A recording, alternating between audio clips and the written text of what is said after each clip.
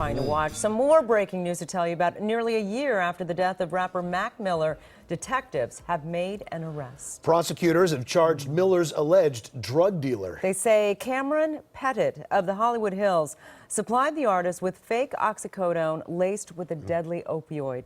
KCAL 9's Dave Lopez is live at the courthouse in downtown LA where Pettit's set to face a judge. Dave?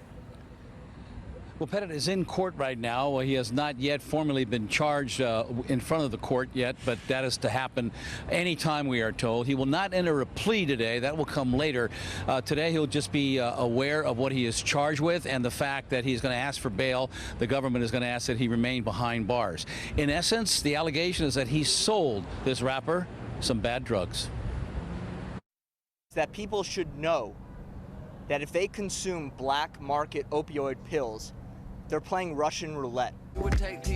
Almost a year to the day, the 26-year-old rapper Mac Miller was found dead in his Studio City home. The federal government announced the arrest of the man who they say supplied the illegal drugs that led to Miller's death. Today we are announcing the arrest of Cameron James Pettit. He's a Hollywood Hills man who has been charged with federal narcotics trafficking offenses. The complaint describes the 28-year-old Pettit as a known drug dealer who often did business with the rapper Miller. On this particular day, it is alleged that Pettit sold oxycodone pills that contained fentanyl. The pills were counterfeit. The sale price, $360.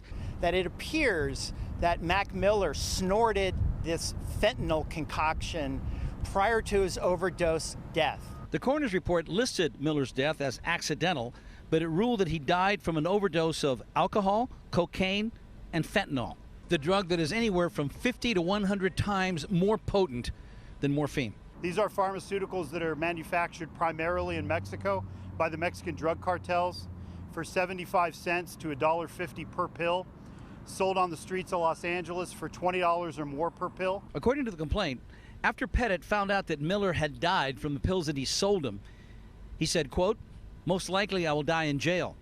He also said, "I'm going to get off the grid." And then he said, "Move to another country." Pettit is not being charged with murder or being an accessory to murder. Could that change? I'm not going to speculate on what he might be charged with in the future. As of right now, he faces one federal charge of distribution of controlled substances. We'll see what happens.